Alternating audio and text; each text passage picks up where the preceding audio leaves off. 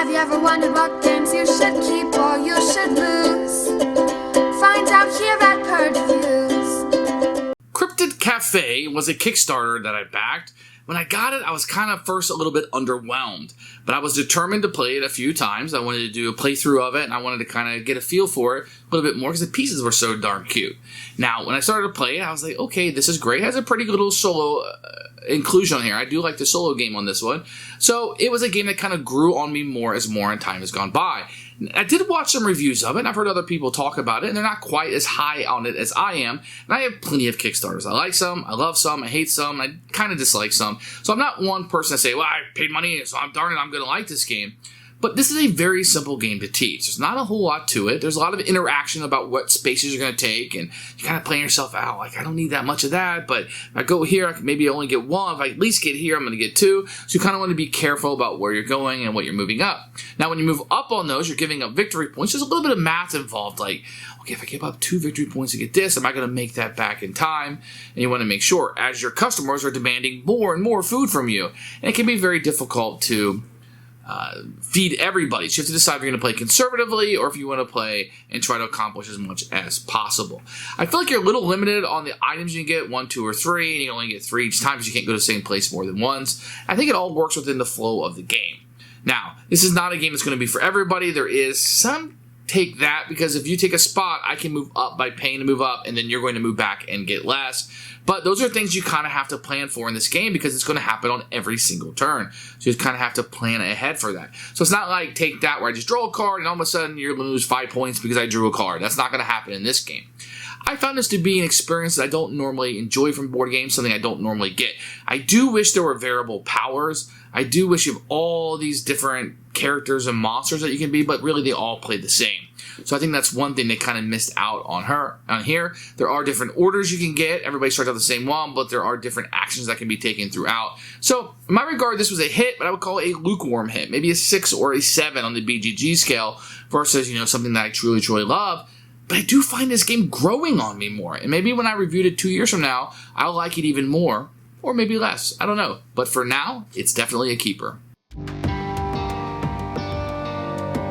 Here's Cryptid Cafe. You can see a very beautiful box. This is the deluxe edition that came in the Kickstarter, as you can see up there. You're going to get a rule book, which we'll take a look at in a few minutes.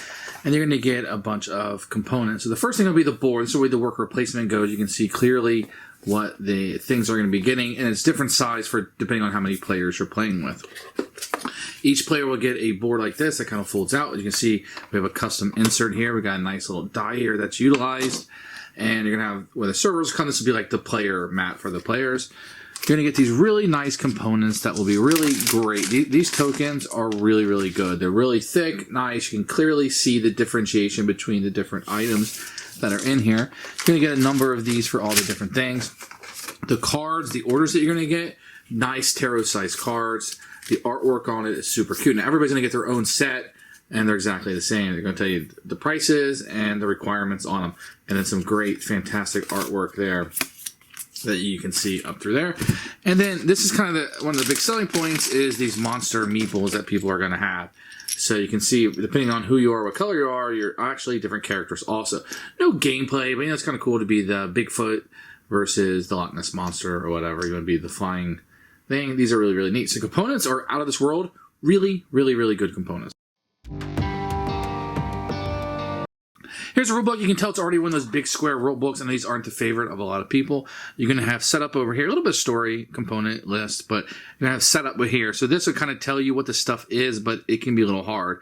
I do like that separation that you don't get here. Component breakdown kind of shows you what everything is and then how to play the game. You can see there's plenty of pictures with references and examples and etc. as you go through. A lot of empty space because they were wanting to organize it well. So this is phase 2. This is phase 3. I like that quite a bit as you're going through and how to do round cleanup. Then you're going to have bonus scoring, end of game. And then if you want to play solo or 2 player, that'll be down through here. And then this is just fluff. Tells you about all the little creatures in the game if you want to know. It doesn't really mean anything. Then on the back, no reference or game turn, which is a little bit of a missed opportunity for me. I like it on the back of the rulebook. Otherwise, the rulebook is an A for me. Pretty good job. So the game is very easy. You're going to put your player thing out here. This will show you how many rounds you're going to have in the game. Everybody's going to take their own cards. You'll look here. They will have 1 for player 1, more skulls for more players. And you'll set 2 of your people that you're trying to accomplish. These are the people that you're trying to serve.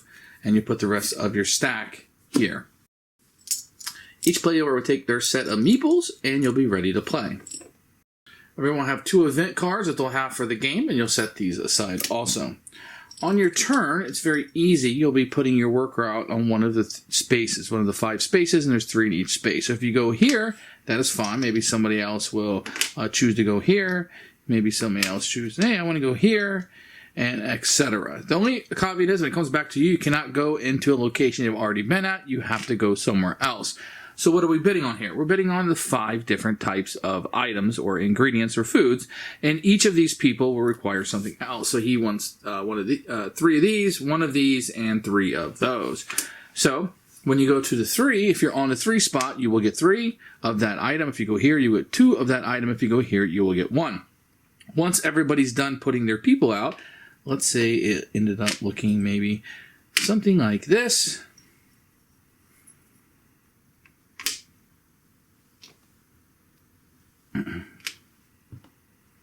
Just for an example, anybody who's the last person can spend 1 to move up.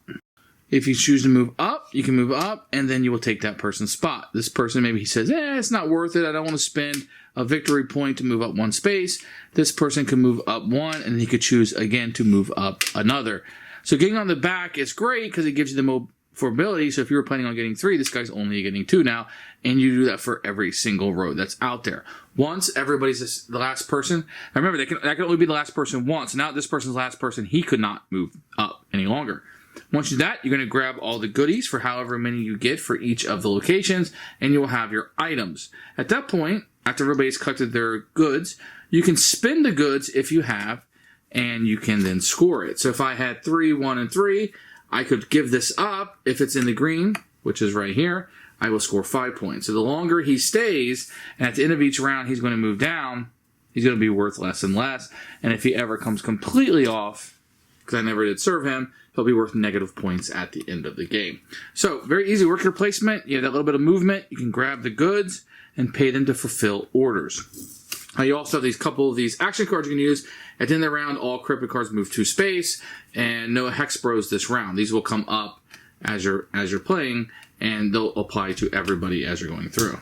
You play a number of rounds based on how many players there are, and once you are finished, whoever has the most points is the winner of the game.